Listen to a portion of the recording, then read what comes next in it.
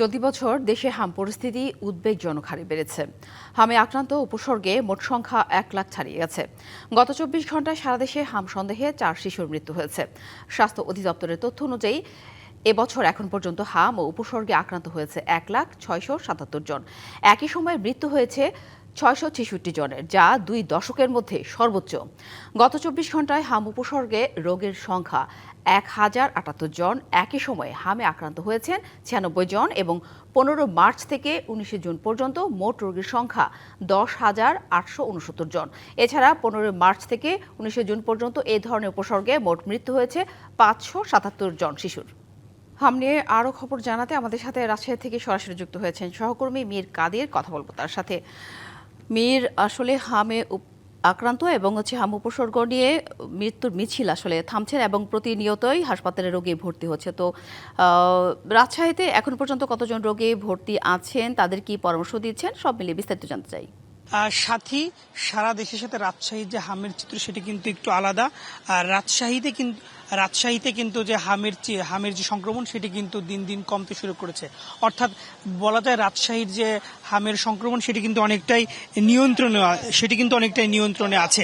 আমরা যদি দেখি যে গত 24 ঘন্টায় রাজশাহী মেডিকেল কলেজে 4 জন রোগী ভর্তি হয়েছেন। অর্থাৎ আমরা দেখতে পাচ্ছি এর আগের দিনগুলোতেও 4 জন 5 জন, অর্থাৎ গড়ে প্রতিদিন 4 থেকে 5 জন রোগী ভর্তি হচ্ছিল। এর আগে অর্থাৎ 10 থেকে 15 দিন আগে সেটা কিন্তু 10 জন 15 জন করে ভর্তি হচ্ছিল। অর্থাৎ সংখ্যাটা কিন্তু দিন দিন কমে আসছে। এই মুহূর্তে রাজশাহী মেডিকেলে 39 জন রোগী ভর্তি অবস্থায় আছেন।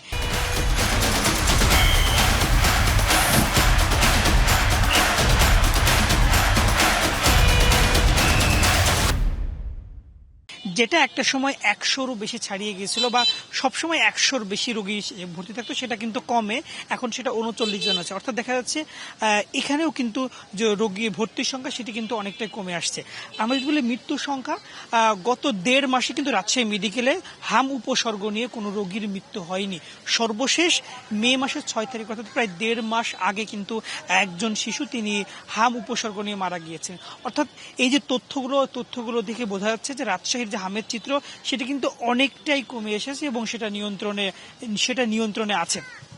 আমরা ডাক্তারদের সাথে একটু কথা বলেছি, তারা যেটি জানালেন যে টিকাদান কর্মসূচি, যেহেতু রাজশাহীতেই মূলত হামের যে প্রকোপটা বা এটা কিন্তু রাজশাহী থেকে শুরু হয়েছিল, যে কারণে রাজশাহীর জন্য বিশেষ করে পদক্ষেপ টিকাদান কর্মসূচি থেকে শুরু করে আইসোলেশন বেড বৃদ্ধি, অর্থাৎ যেসব রোগী তাদের জন্য প্রয়োজনীয় ব্যবস্থা নিয়ে আসছিল, এই ব্যবস্থার প্রেক্ষিতেই যে হামের সংক্রমণ সেটি কিন্তু বেশ কমে এসেছে এবং তারা আশা করছেন যে এই যে সংক্রমণ সেটা দিন দিন আরো কমতেই থাকবে, এটি বৃদ্ধির আর কোনো সম্ভাবনা নাই। এবং একই সাথে তাদের যে বিভিন্ন কর্মসূচি, সেই কর্মসূচিগুলো তারা অব্যাহত রেখেছেন এবং তারা আশা করছেন এই রাজশাহীতে যে হামের যে প্রকোপ সেটা দিন দিন আরো অনেক কমতে থাকবে এবং সেটা এই যে এখন যে বর্তমান নিয়ন্ত্রণ অবস্থা সেই অবস্থাটাই বজায় থাকবে, এটি তারা ডাক্তাররা বলছেন। সাথী, ধন্যবাদ কাদের।